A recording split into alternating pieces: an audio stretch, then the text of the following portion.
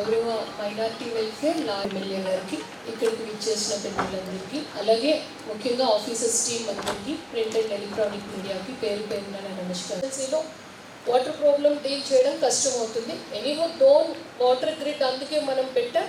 అది కొంత కమెన్స్ అయింది, బట్ ఇంకా కమెన్స్మెంట్ అవ్వడానికి టైం -23 అంటే 23 అడుగులు 25 అడుగులు డెప్త్ ఉన్న మండలం.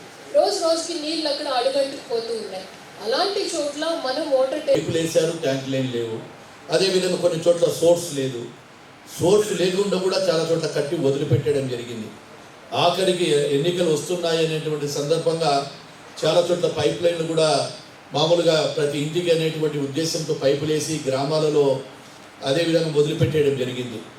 వాటన్నిటిని కూడా ఎందుకంటే ప్రభుత్వంలో గౌరవ ముఖ్యమంత్రి గారి ఆదేశాల మేరకు నంద్యాల జిల్లాకు సంబంధించినటువంటి రేపు ఎండాకాలంలో నీటి ఎద్దడి రాబోద్దనే ఉద్దేశంతో ఈరోజు సమావేశం వేసుకొని కలెక్టర్ గారి ఆధ్వర్యంలో అందరూ కూడా మీటింగ్ పెట్టుకోవడము, గౌరవ శాసనసభ్యులు గౌరవ మంత్రివర్యుల సమక్షంలో కూడా ఈరోజు అందరం కూడా పెట్టుకోవడం జరిగింది.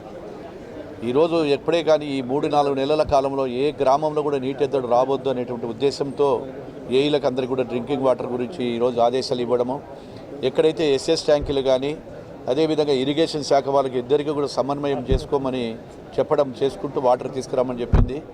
ఖచ్చితంగా ఏ గ్రామంలో కూడా నీటి ఎద్దడి ఏదైనా ప్రాబ్లం ఉండి, ఎందుకంటే ఈసారి ఎండలు తీవ్రత ఎక్కువగా ఉంటాయి, గ్రౌండ్ వాటర్ కూడా పడిపోతూ ఉంది. రోజుకు 20 అడుగులు 30 అడుగులు 40 అడుగులు కూడా దిగిపోతూ ఉన్నాయి. అటువంటి పరిస్థితుల్లో ప్రికాషన్ తీసుకొని రేపు ఏదైనా అవసరమైతే ట్యాంకర్స్ ద్వారా కూడా తోలాలనేటువంటి ఉద్దేశం ఉంది. గత ప్రభుత్వంలో చాలా చోట్ల పొరపాట్లు చేసి జలజీవన్ అనేటువంటి ఆ స్కీమ్ను కూడా ఆ రోజు నాశనం చేయడం వల్ల ఈరోజు ఇన్ని ఇబ్బందులు రావడానికి కారణం. గత ప్రభుత్వం కేంద్ర ప్రభుత్వం ఇచ్చినటువంటి జలజీవన్కి ఈ యొక్క గత ప్రభుత్వంలో రాష్ట్ర ప్రభుత్వం వాటా కూడా ఇవ్వకపోవడంతో ఈరోజు చాలా చోట్ల కూడా ఈ యొక్క డ్రింకింగ్ వాటర్కు ఈ ప్రాబ్లం కూడా రావడం జరిగింది.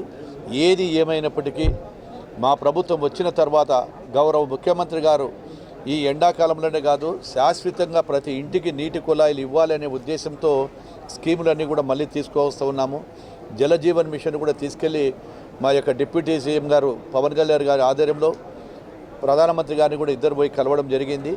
ఏదేమైనా నంద్యాల జిల్లాకు తాగునీటి ఎద్దడి రాకుండా శాసనసభ్యులము, మంత్రులము, కలెక్టర్ గారు అందరం కలిసి ఎక్కడ నీటి ఎద్దడి లేకుండా ప్రతి గ్రామంలో ప్రతి ఇంటికి నీళ్లు ఇచ్చేటట్టుగా